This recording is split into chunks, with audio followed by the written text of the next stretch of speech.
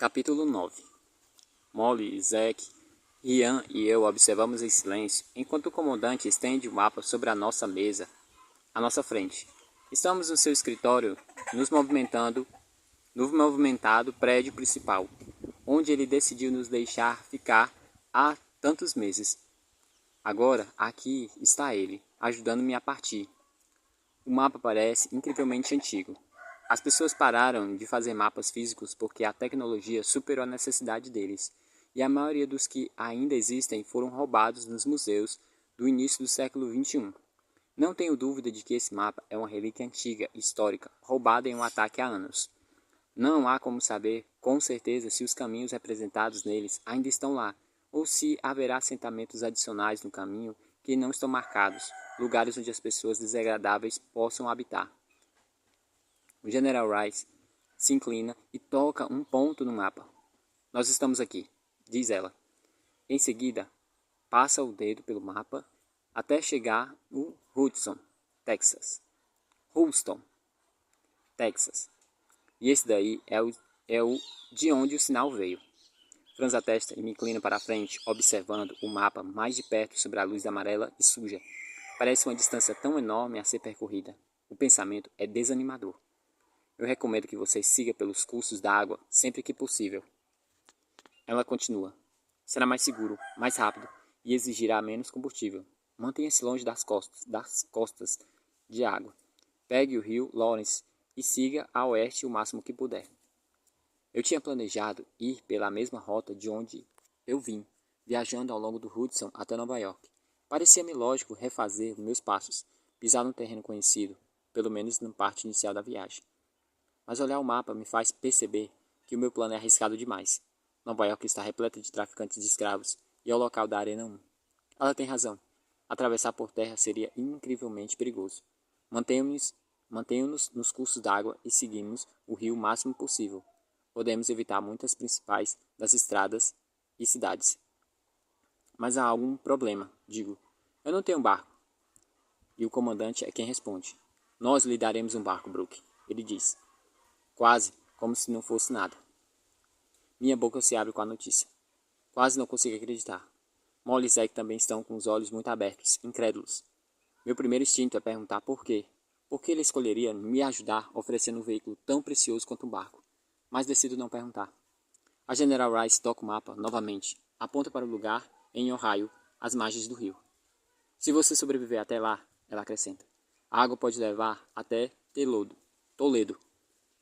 Lá há uma antiga estação de trem, construída durante a guerra, como uma forma de transportar carvão para o sul. Há trilhas que chegam até o Texas. É mesmo? Falei, minha voz subindo vários tons diante dos golpes de sorte. Ela sentiu com sua típica frieza. É preciso toda a minha força de vontade para conter minha empolgação. A general e o comandante não fazem ideia de quanto sou gratos pela informação. Os trilhos não estão no antigo mapa. Então o general Rice se inclina e desenha uma linha vermelha reta de Toledo a Chicago e depois todo o caminho até o Hudson, no Texas. Esse é seu primeiro grande ponto de perigo, diz ela, batendo em Chicago. Ela passa o dedo até a Louis Street, Missouri. Este é o segundo. Por quê? Pergunta Zack. Ambas as cidades grandes e os trilhos atravessam elas, explica o comandante. E aonde há cidade, há arenas. Estremeço só de pensar. Então, vamos contorná-la, digo. Acrescento 1 ou 2 dias à viagem, mas não vale o risco. A general franze a testa. Você não pode desviar delas, afirma com suavidade. Você estará em um trem. Faço uma pausa e franço as sobrancelhas. Vamos estar? Bem, sim, claro, responde ela. Ele toca Toledo novamente. Ela toca Toledo novamente. Essa estação de trem é relativamente nova. Operou durante a maior parte da guerra. As chances de ainda estar operacional são muito grandes, principalmente porque tudo o que você precisa é carvão. Você só precisará entrar em uma locomotiva ainda nos trilhos, acender o carvão e estará fora. Molly solta um pequeno grito de surpresa. Balança a cabeça, incapaz de processar. Desculpe, você quer que eu dirija um trem? Gaguejo. Um trem em movimento, movido a carvão, diz a general, com um aceno, como se isso fosse alguma diferença. Sento-me enquanto tento recuperar o fôlego, completamente atordoada com a imensidão da jornada que tenho pela frente. Esta viagem vai me tirar completamente da minha zona de conforto. O comandante me olha com curiosidade. Se você acha que não pode lidar com isso, Brooke, diz ele, talvez seja melhor você não ir. Você construiu uma vida decente aqui. Há um grupo prestes a sair em busca de sobreviventes para começar uma nova colônia. Você sempre pode ir com eles. Vai levar sua irmã e seus amigos. Balança a cabeça decidida. Não, digo com firmeza. Eu posso fazer isso. Você pode, concorda Molly. Nós podemos, acrescenta Rian. Olho para os rostos dos meus amigos. Todos parecem ter tanta fé em mim, tanta fé. Estão dispostos a deixar o seu lar e me ajudar a seguir o meu sonho. Algum de vocês já dirigiu um trem antes? Pergunto. Todos caem na risada.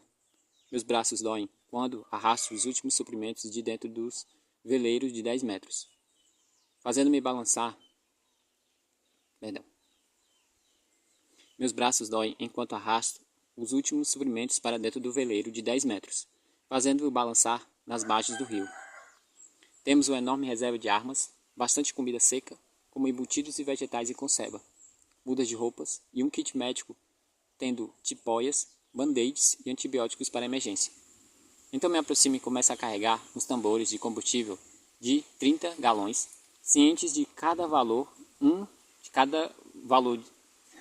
cientes do valor de cada um, quando a general as entrega para mim. Só podemos dispensar 4, explica ela, enquanto carrego o último. Você vai ter que navegar o máximo que puder. Use o combustível com moderação. Apenas se tiver com problemas ou em mau tempo. De qualquer forma, esse motor é realmente para backup. Lembre-se, isso é o principal veleiro, não o iate. Isso é principalmente um veleiro e não um iate. Assinto, processando tudo. O mapa do comandante está escondido com segurança no meu bolso. De todos os itens de bordo do barco, é de longe o mais valioso. Sem um mapa, seremos apenas 4 pessoas vagando pelos Estados Unidos. Jack pula animado para dentro do barco, me lambendo primeiro, como sempre faz, e me sinto aliviado por ter o Pitbull conosco. 4 pessoas e um cachorro, penso comigo mesmo. Você está pronta para isso? Molly pergunta, aproximando-se do meu lado. A pergunta me faz perceber a agitação do pânico no meu peito. Acho que sim, respondo. Então olho para ela e franzo a testa. Por que você decidiu vir comigo? As pontas dos lábios dela se curvam. Pode ser que você seja a melhor atiradora de Fort Knox, mas não vai chegar muito longe sem a segunda melhor cuidando das suas costas. Ela diz isso em seu tom seco de sempre, mas leio as entrelinhas de sarcasmo dela. Ela vem porque é minha amiga e quer me ajudar. O pensamento é mais do que reconfortante. Jack começa a latir para algo de longe, e eu olho para ver as figuras se aproximando. Parece que nossa festa de despedida chegou, diz Rian. Um grupo de guardas se aproxima de Rian, dando-lhe tapas nas costas e o abraçando. Também há pessoas ali para Molly e Zack. Meu estômago cai quando percebo que ninguém veio se despedir de mim. Parte de mim entende que Ben não está aqui. Seu estresse pós-traumático abriu uma brecha entre nós e nos distanciamos nos últimos 6 meses. E Charlie, claro, não vai estar aqui, e muito menos Bree. Mas a ausência de Bree é que me dói muito mais. Sei que ela está com raiva de mim, mas gostaria de que pelo menos viesse para se despedir. Isso me lembra dolorosamente da forma como deixei meu pai sair da minha vida há tantos anos. Recusei-me a despedir dele porque o vi bater na minha mãe e fiquei com raiva porque ele nos deixou para ir ao exército. Nos meus momentos mais sombrios, essa memória me assombrou. Enquanto fico imersa nas minhas emoções, de repente vejo uma figura parada um pouco atrás dos outros. É Ben. Meu coração dispara ao vê-lo. Sempre achei Ben bonito, com seus traços suaves e olhos gentis. Mas, neste momento, ele parece lindo, parado tão imóvel quanto uma estátua sob o sol do meio-dia. Ele percebe que estou olhando para ele, mas não se aproxima. Me pergunto se ele estava planejando apenas me ver partir e penso que talvez não devesse dizer nada. Então decido que não me importo com o drama dele e vou em sua direção. Você veio se despedir? Digo ao me aproximar. Ele balança a cabeça. Vim porque queria ir com você. Suas palavras me impactam. Mal conversamos nos últimos 6 meses e agora ele está me dizendo que quer levantar e se deixar Fortinox para vir comigo. Você quer? Gaguejo. Ele assente, com expressão dolorida. Queria, mas isso foi longe demais para me conseguir chegar. Eu o observo de cima a baixo, congelada no outro lado do rio, como se tivesse com medo. O grupo de simpatizantes está na margem. O estresse pós-traumático de Ben o impediu de se aproximar mais. Mais uma vez, me sinto culpado por deixá-lo aqui. Ele conseguiu até agora quase se manter estável. Ficou abaixo do radar. Mas, se minha partida desencadear algo nele, pioraria as coisas? Você vai ficar bem? Eu digo. Ele assente, mas posso ver as lágrimas brilhando em seus olhos. A visão delas faz minhas próprias emoções ameaçarem me sufocar. Ben esteve ao meu lado mais ou menos desde que Bri foi sequestrada. Passamos por tudo juntos. Os últimos 6 meses, enquanto ele se afastava de mim, me fizeram não perceber o quanto eu sinto sua falta. De repente, percebo quão idiota fui com o Ben. Eu o afastei por meses, incapaz de lidar com os modos distantes e aflitos. Corria para Rian como uma mariposa em direção às chamas, querendo estar com alguém que não fosse tão danificado, ter uma amizade em que, por sua vez, não precisasse ser forte. Bri tem razão, eu sou um idiota. Vou para os braços de Ben e o abraço com força, tão forte que posso sentir seu coração batendo contra o peito. Venha comigo, sussurro em seu ouvido. Por favor. Ele balança a cabeça. Quem dera eu pudesse, responde com a voz trêmula. Você não tem ideia do quanto eu gostaria de poder fazer isso. Me afasto do abraço, sentindo meu coração se partir em 1000 pedaços. Cuida da Bri, digo enxugando rapidamente as lágrimas dos olhos. Então me viro e volto para o barco. Pronta? Rian pergunta, me oferecendo minha mão para me ajudar a subir no barco. Não aceito, apenas subo no barco ao lado dele. Vamos fazer isso agora, digo.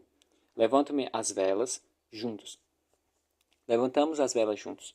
Puxo a corda grossa e minhas palmas já estão ardendo. É preciso mais força para içar as velas do que eu imaginava. Elas sobem lentamente, um pé de cada vez, e preciso usar toda a alavanca do meu corpo para levantá-la. Molly ajuda ao meu lado, enquanto Rian se inclina sobre o casco e levanta a âncora. Zack prenda as cordas e gira o leme. E um movimento depois, experimenta a sensação mais incrível. Estamos em movimento.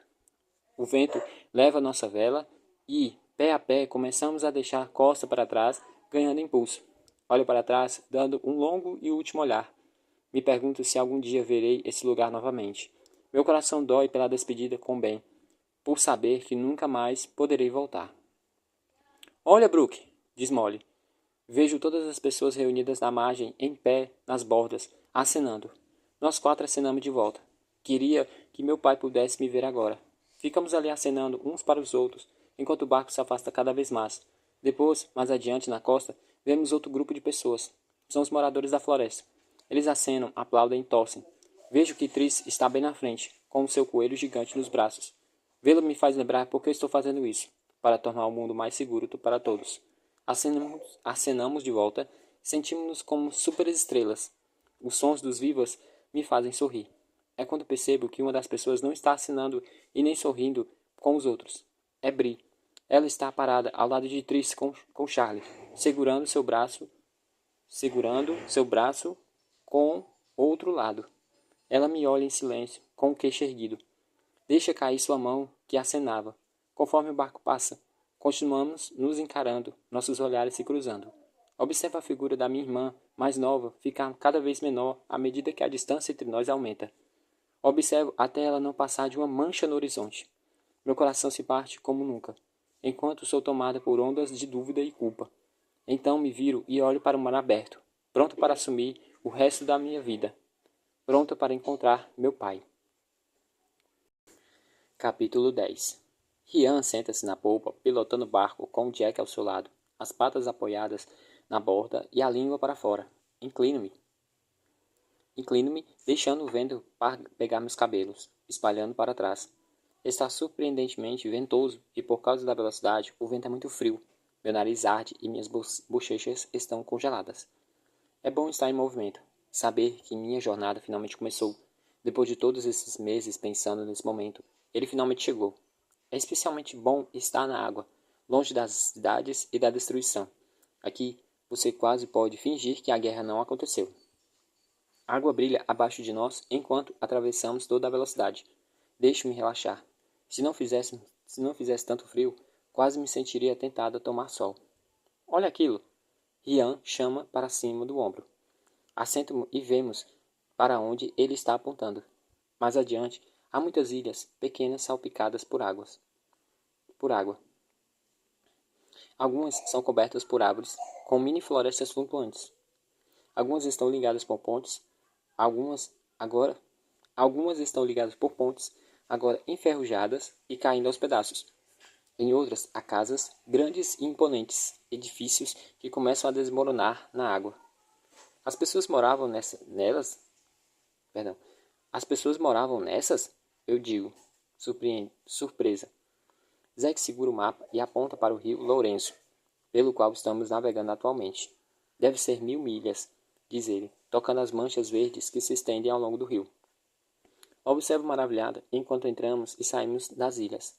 Não consigo nem começar a imaginar o tipo de comunidade que teria vivido aqui, precisando de um barco para sair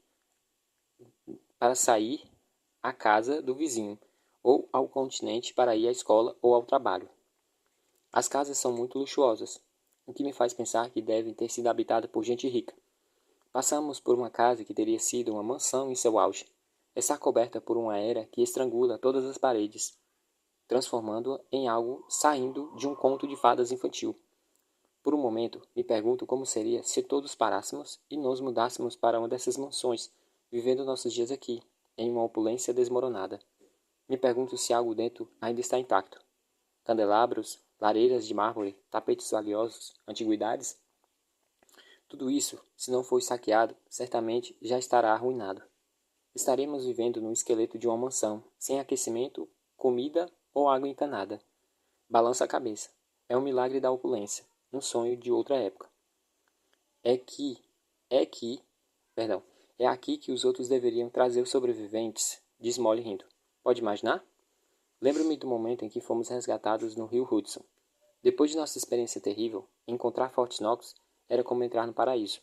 Mas encontrar esse lugar teria sido como entrar em outro mundo, um país dos sonhos. Pena que não podemos voltar e contar a eles sobre esse lugar, digo, com um toque de amargura na voz. Molly capta meu tom. Você está com raiva do comandante por dizer que não podemos mais voltar? Balança a cabeça. Apesar de todas as suas falhas, o comandante realmente se esforçou por mim no final. Sem ele, não teríamos um mapa e nem um barco. Não é isso, digo, olhando para a água azul cristalina. É Bri? Molly sonda. Meu coração se aperta ao lembrar dela me olhando em silêncio na costa. Realmente acredita que deixei ela para sempre. Ela não tem fé em mim para encontrar nosso pai. Na minha mente, chegarei a Texas e enviarei uma transmissão de rádio para casa, chamando-a. Ou dirigirei um dos tanques de militares e buscarei eu mesmo ela. Na minha mente, eu a deixei para trás, assim como deixei a mamãe. Assim como o papai nos deixou. O que ela acredita que eu fiz é imperdoável. Quando digo a Molly, quando não digo nada, Molly coloca o braço em volta do meu ombro. Ela me segura assim, sem dizer uma palavra, apenas me deixando ficar presente na minha dor. Naquele momento, as nuvens começam a escurecer. Parece chuva, diz Zack, olhando para o céu. Todos olhamos para as nuvens cinzentas que começam a se acumular sobre nós. O barco está completamente exposto.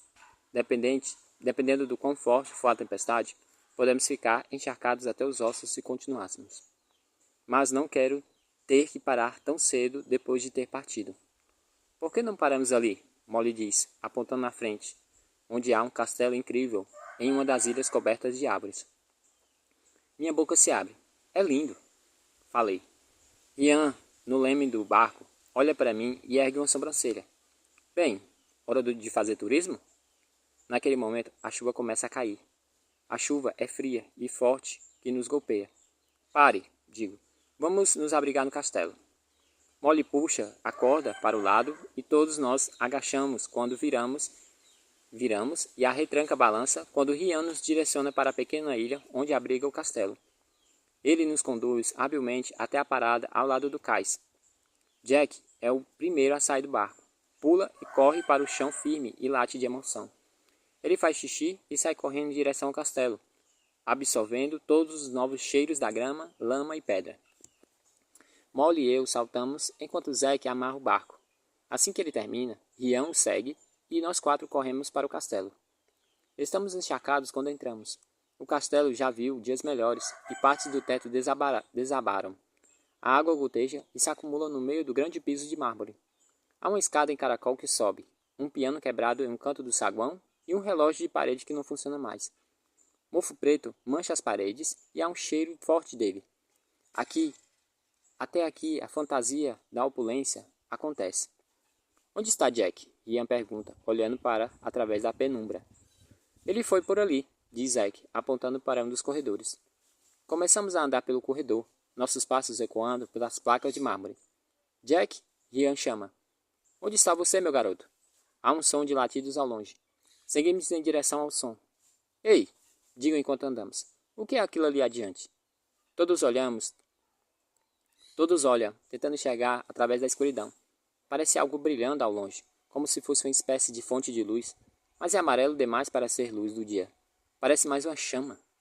Um incêndio? Falei, subitamente alerta, pelo que há de ser alguém que mora aqui perto. Imediatamente sacamos nossas armas. Minha mente corre. Quem poderia estar aqui? Uma colônia maluca? Um grupo de traficantes de escravos a caminho das cidades? Um sobrevivente solitário? De repente, Jack emerge das sombras. Ele pula em direção ao Rian, lambendo. Quem quer que seja, diz Rian, parece que acha que é seguro. Ele geralmente é um bom juiz de caráter. Quem está aí? Uma voz chama na escuridão. Todos congelamos, nossas armas apontadas, preparadas para atirar. A sombra salta pelas paredes de pedra quando uma figura se aproxima lentamente de nós.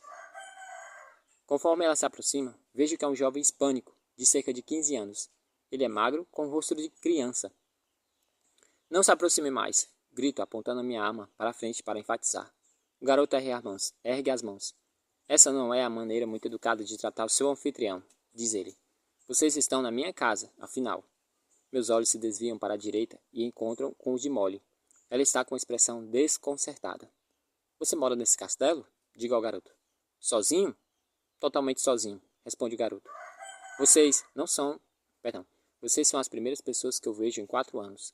Ele desvia o olhar como se doesse. Comecei a pensar que eu era o último. O último o quê? Pergunto. O último ser humano na Terra. Meu coração dói por ele.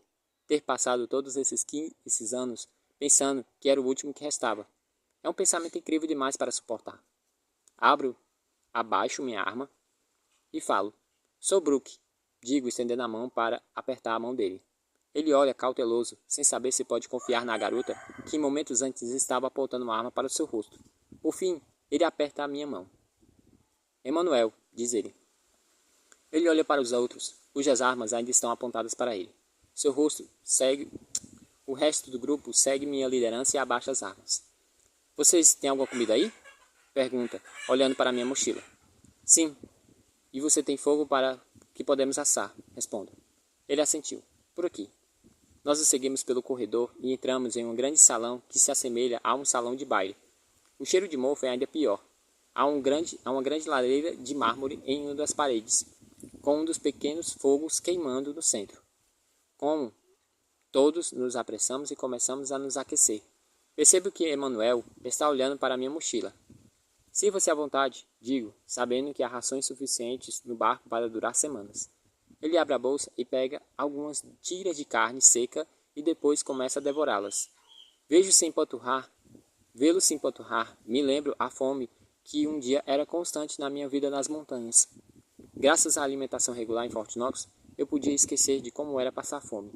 Sinto uma repentina pontada de empatia pelo garoto. Como você chegou aqui, Emanuel? Pergunto. Sua boca cheia de carne seca, mas ele fala mesmo assim. Sou de Toronto, responde. quando os rebeldes chegaram e tomaram, minha família e eu tivemos que fugir da cidade. Havia outras pessoas conosco, talvez 1.000, talvez até 2.000. Ele faz uma pausa, engole, depois dá outra mordida enorme na carne. Tivemos que ir a pé. Foi uma longa jornada. Estávamos seguindo o rio porque não tínhamos mapa, nem bússola e nem nada. Tínhamos chegado às 1.000 ilhas quando as bombas caíram e todos foram mortos. Sua família? Pergunto suavemente. Todos, responde ele. Eu fui o único que não morreu. Arfei, tentando imaginar um grupo de 2.000 pessoas destruídas em um ataque de bombas, deixando apenas uma criança viva. Não sei o que me fez pular na água, acrescenta. Acho que foi algum tipo de instinto para fugir de tudo, de toda aquela morte. Ele estremece ao reviver o momento. Eu simplesmente pulei na água e comecei a nadar. Depois acabei aqui. E você está aqui desde então? Respondo. Fico surpreso com a sua resposta. Sim. Se ele realmente tem 15 anos e está aqui há 4, ele tinha a idade de Bri quando todos que conheciam foram mortos em um segundo. Como ele encontrou forças e determinação para continuar, eu não sei. Molly assobia. Essa é uma grande história, Manuel, diz ela. Ele a olha, sentindo sua insensibilidade. Quase posso senti-lo gritando em sua mente que não é uma história, é a vida dele. Molly é minha amiga e eu preciso me lembrar de que ela não viu o mesmo tipo de dor e devastação de que nós temos sobrevivido. É mais difícil para ela ter empatia por alguém como Manuel do que para mim. Na verdade, nenhum deles tem, nem Molly, Rian ou Zack. De repente, sinto a ausência de Ben como um buraco no coração. Ele entenderia imediatamente. Sua sensibilidade e compreensão seriam muito bem-vindas agora, mas sei que isso não vai acontecer. Então vou ter que tentar fazer isso sozinho. Eu também sou uma sobrevivente, digo. Vivia nas montanhas e agora vivi nas montanhas de Nova York, só eu e minha irmã. Ela está morta? Pergunta Emanuel. Balança a cabeça. Não, ela está a salvo, feliz. Pelo menos espero que ela seja eventualmente, depois de superar minha traição. A chuva cai lá fora e o céu começa a escurecer. Isso me deixa desconfortável. Com o anoitecer vem um perigo adicional. O fato de não podermos enxergar direito dá aos predadores, sejam traficantes de escravos, criaturas selvagens ou loucos, a vantagem a esses inimigos. Mas Emanuel sobreviveu aqui sozinho por anos, então deve ser seguro. Ainda assim, a ideia de termos acampar aqui durante a noite não me anima exatamente. Por que você saiu de Nova York? Pergunta Emanuel. Não tínhamos escolha, respondo. Os traficantes de escravos nos encontraram. Emanuel parece confuso. O que são traficantes de escravos? São as pessoas deformadas? Fico surpresa com que o esconderijo de Emanuel seja tão isolado de tudo que ele nem saiba quem são os traficantes de escravos. Esses traficantes controlam as cidades, explico. Eles saem em busca de sobreviventes para colocá-los para trabalhar ou minha voz começa a se apagar, para o uso como entretenimento. Posso sentir os olhos de todos sobre mim. De todas as coisas que interessam os meus novos amigos, é o meu tempo nas arenas que mais e mais os intriga. Nunca falei completamente sobre isso, pois dói demais pensar sobre isso. Lembrar das memórias de Logan ainda é mais insuportável. Ainda existem cidades? Pergunta Emanuel. Como sobreviventes nela? Sim, mas agora são lugares perigosos. Os únicos lugares seguros são os campos de sobreviventes liderados por militares. Há um bem perto, ao norte daqui. Você deveria ir. Você estará salvo lá. Estou seguro aqui, responde Emanuel. Ninguém me incomoda. A única coisa que me preocupa são as pessoas deformadas, mas elas simplesmente passam direto. Faço uma pausa. Minha atenção subitamente fica em alerta. Espera, digo. O que você quer dizer com passam direto? Emanuel aviva o fogo com um pedaço de pau com indiferença. Bem, eles não sabem que estou aqui. Não é como se eu tivesse um barco ou algo que pudesse chamar atenção para mim. Os olhos de Molly se arregalam de repente quando ela percebe o mesmo que eu. Nosso barco está amarrado no cais à vista. Nem pensamos em escondê-lo. Mas se há loucos por esta área, com certeza o viram. Levanto-me de um salto e pego minha arma. Ao mesmo tempo, em algum lugar ao longo e sinuoso corredor, chega um som estranho, como uma porta batendo. Molly olha para mim. Em silêncio, assentindo, Rian e Zack também se levantam, com as mãos em suas armas. Emanuel parece aterrorizado. O que está acontecendo? Perguntei-lhe. Pressiono o dedo contra os meus lábios. Fique calmo e apague o fogo. Ele faz exatamente o que eu digo, correndo e chutando as chamas até que não reste nada além de carvão fumegante. Na escuridão total, todos ficamos completamente imóveis, ouvindo sons arrastados e batidos vindos do outro lado do castelo. Amaldiçoo a mim mesma por ter sido tão estúpida ao ponto de deixar o barco à vista. Tínhamos ficado tão distraídos pela tempestade que só pensamos em encontrar abrigo. Esse lapso de julgamento pode nos custar caro. Emanuel, sussurro para o garoto aterrorizado. Vamos tentar chegar ao nosso barco, certo? Vamos tirar você daqui e colocá-lo a salvo.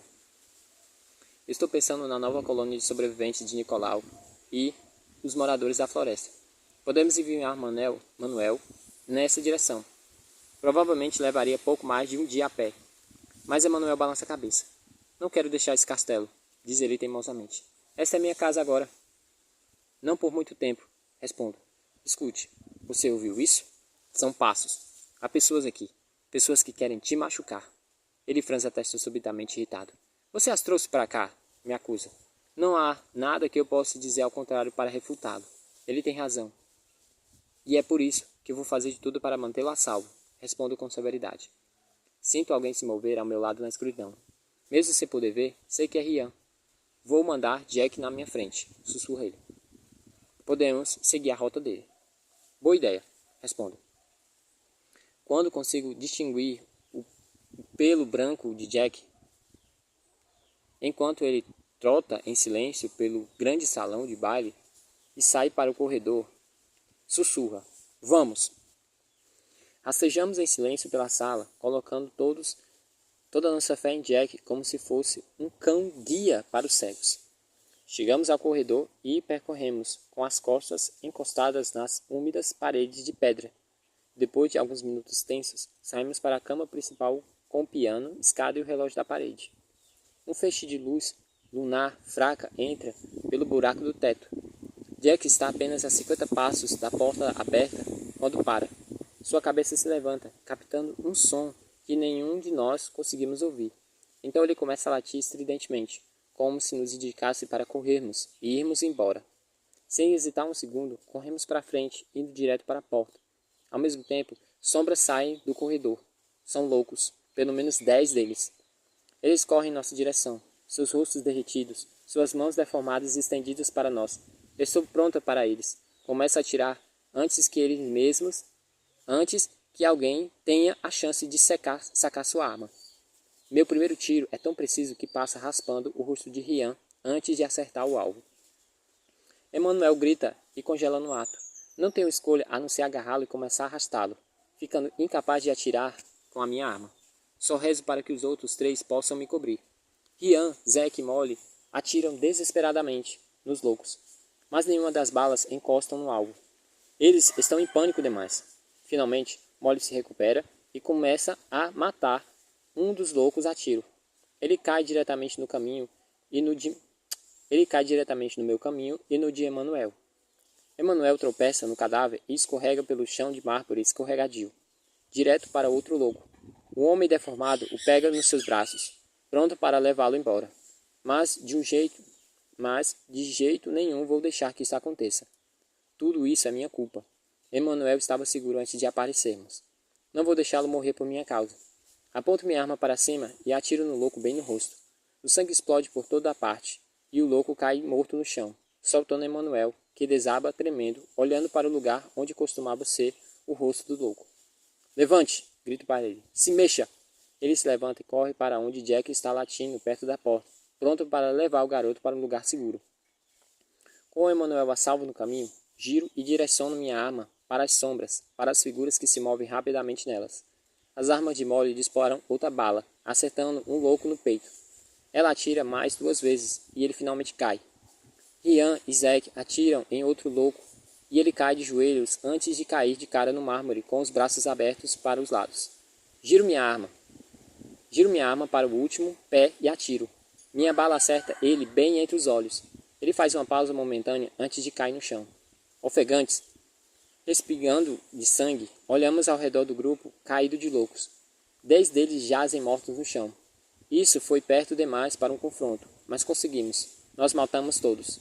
De repente, ouço o som de latidos de Jack vindo do lado de fora. Se Jack está latindo, isso significa que há perigo. Minha mente imediatamente pensa em Manuel, que seguiu o Pitbull para fora. Ele está completamente indefeso. Rian, Zack, Molly e eu trocamos um olhar rápido antes de sairmos correndo pela porta do castelo. E é quando nós vemos, através de uma cortina cinzenta de chuva, vemos mais loucos. Toda uma gangue deles em nosso barco. Os que estavam dentro do castelo eram apenas um braço desse grupo principal. Uma distração usada para dar a esses loucos a chance de roubar nosso barco. E ali no centro está sentado Emanuel. Ele foi completamente amarrado com uma corda. Seu olhar frenético se encontra com o meu. Não! Eu grito. O motor do nosso barco vibra e a água negra se agita quando as hélices giram. O barco começa a se afastar, levando consigo nossas armas, alimentos e suprimentos médicos. Inundada de raiva e encharcada pela chuva, levanto minha arma. Mas o que posso fazer? Não consigo ter uma visão clara dos loucos pilotando o barco, porque Emanuel está no caminho. Se eu atirar para afundá-lo, não também. Se eu atirar para afundá-lo, também não adiantaria. Perderíamos tudo, incluindo Emanuel, que não conseguiria nadar para se salvar. Não há outra coisa que eu possa fazer. Estou completamente derrotada. De repente, sinto algo me agarrar por trás. Grito e me debato freneticamente. Ao meu lado, Molly, Rian e Zack também foram agarrados. Quando finalmente vislumbro atrás de mim, percebo que toda a ilha está cheia de loucos. Há pelo menos 50 deles cercando o castelo. Os do barco eram apenas um chamariz. Fomos pegos. Não há nada que possamos fazer. Tenho certeza de que estou prestes a encontrar a morte quando o disparo repentino de uma espingarda estilhaça o ar. Algo passa zunindo ao lado do meu rosto e imediatamente os braços que estavam apertando o meu redor se soltam. O louco que estava me segurando cai no chão úmido e lamacento, morto, com um buraco de bala limpo ao lado do seu rosto. Torço minha bochecha e sinto o sangue quente se misturando com as gotas de chuva gelada. A bala me roçou. Quem quer que tenha disparado aquela arma esteve a 1 milímetro de explodir meu rosto. Não tenho tempo de pensar no fato de que ainda estou viva, ou como. Lanço-me para frente com a minha arma, giro no lugar e começo a atirar nos loucos. Liberto Molly primeiro, sabendo muito bem que ela é uma atiradora melhor do que qualquer um dos garotos. Ela parece completamente surpresa, enquanto se liberta de outro louco morto que a segurava. Está encharcada pela chuva, seu uniforme pesa e seu cabelo avermelhado está colocado em sua cabeça.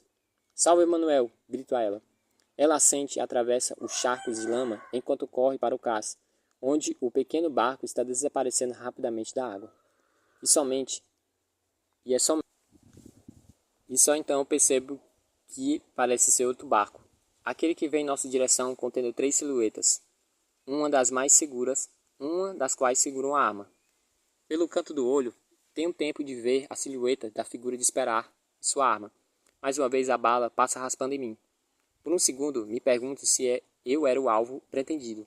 Mas então o louco cai morto aos meus pés e percebo que ele estava a apenas alguns segundos de me atacar. Quem quer que esteja naquele barco está tentando nos ajudar. Não há tempo para pensar nas pessoas misteriosas que estão nos ajudando. Devo me concentrar em libertar Zack e Rian, em neutralizar a ameaça.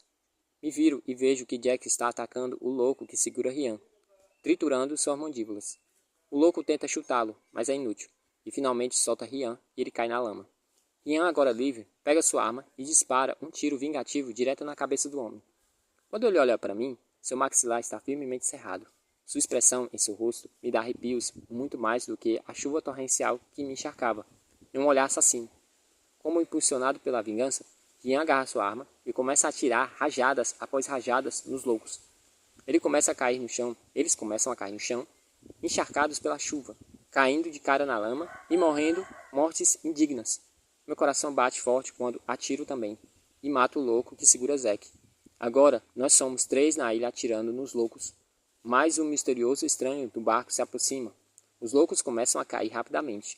Logo restam apenas alguns, aqueles que foram espertos o suficiente para se esconder atrás das paredes e árvores. Ian se aproxima de um, aparentemente sem reconhecer o perigo que está a se expor, e atira no louco matando-o a queima-roupa. Com Rian em seu frenesi assassino, e Zack cobrindo, decido ajudar Molly. Posso ouvir sua voz disparando. Posso ouvir sua arma disparando enquanto ela tenta matar os loucos que estão levando Emanuel. E cada vez que ela para recarregar, ela xinga e sei que não está tendo sorte. Corra ao seu lado, mas é inútil. Nosso barco e Emanuel estão longe. Não há chance para resgatá-la agora. De repente, os sons de disparos cessam. Olho para trás e percebo que Rian atirou nos últimos loucos que restaram. Conseguimos, mas perdemos Emanuel em nosso barco, que continha todas as nossas provisões. Mal parece uma vitória. Pela primeira vez, me permito olhar completamente para o outro barco e dos estranhos que nos ajudavam. É um barco como o que acabamos de perder, mas menor. Um veleiro, seu pequeno motor ainda gemendo enquanto é conduzido como uma lancha. Mesmo à luz da lua sombria e obscurecidos pela cortina de chuva torrencial, posso ver que eles não são estranhos. Na verdade, as 3 figuras do barco são tão reconhecíveis para mim quanto a minha própria família. São Bree, Charlie e, segurando a arma, quem me salvou 2 vezes nos últimos 5 minutos. É ele, Ben. Eu os olhos como se tivesse visto um fantasma. O pequeno barco chega no cais e Jack pula. Penélope salta para a terra e os 2 cachorros correm em círculos, felizes por estarem juntos. O resto de nós completamente parado, chocado demais para nos mover. Aquilo é... Começa Molly. Sim, respondo. De repente, encontro minhas pernas. Corro em direção a eles a toda velocidade através da lama úmida, sem me importar de sujar minhas roupas. Quando os alcanço, as crianças me agarram e me abraçam. Eu estou tomada pelo alívio. Bri! Gaguejo, segurando o rosto da minha irmã contra as minhas mãos. Você veio. Ela assente. Me desculpe. Eu nunca deveria ter deixado você ir assim, sem me despedir. Shh! Digo, começando a calar. Não se desculpe. Se alguém que deve se desculpar, sou eu. Estamos juntas agora. E isso é tudo que importa. Eu a puxo para os meus braços novamente e seguro com força, enquanto os braços de Charlie envolvem firmemente a minha cintura. Você está sangrando, Brooke? Ela diz, parecendo preocupada. Estou bem, digo, tocando o ferimento, enquanto me lembro da bala que passou zunindo pelas minhas bochechas e salvou minha vida. A bala que Ben disparou. Olho para cima das figuras escondidas das crianças para Ben, que está parado a alguns passos atrás de nós. Atrás do resto de nós. Como você conseguiu? Começo, 1 milhão de perguntas entrando na minha mente, sem saber o que dizer em seguida. Imploramos ao comandante por outro barco, diz Ben. Tivemos o pressentimento de que você poderia precisar de nós. Eu sorrio. Bom tiro. Digo, sabendo muito bem que é o primeiro desde aquele dia, no posto avançado, quando o seu transtorno pós-traumático o travou. Ben me encara com os seus comoventes olhos azuis. Não sei como é, diz ele, mas quando vi que você estava em perigo, de repente consegui atirar de novo. Ele parece confuso, como se ele mesmo não entendesse completamente. Bem, ainda bem, né? Digo, ainda bem que você veio. Eu também, diz ele em voz baixa. Naquele momento, os 3 se aproximam, todos se abraçam, apertam as mãos, dão tapas nas costas uns dos outros. Minha alegria e alívio duram pouco tempo quando me lembro de Emanuel e do nosso barco. O que vamos fazer agora? Digo. Todos olham para o barco de Ben, e ainda menor do que aquele que o comandante nos deu. Não há como cabermos confortavelmente ali, e eles não têm suprimentos nem armas que valham a pena mencionar. Mas não temos escolha. Nós 7 nos amontoamos no barco. Os 2 cachorros também se apertam. Podem estar apertados, mas o importante é que estamos todos juntos. Todos que amo estão nesse barco. Todos exceto uma pessoa. Papai. Já vou, papai. Sussurro baixinho.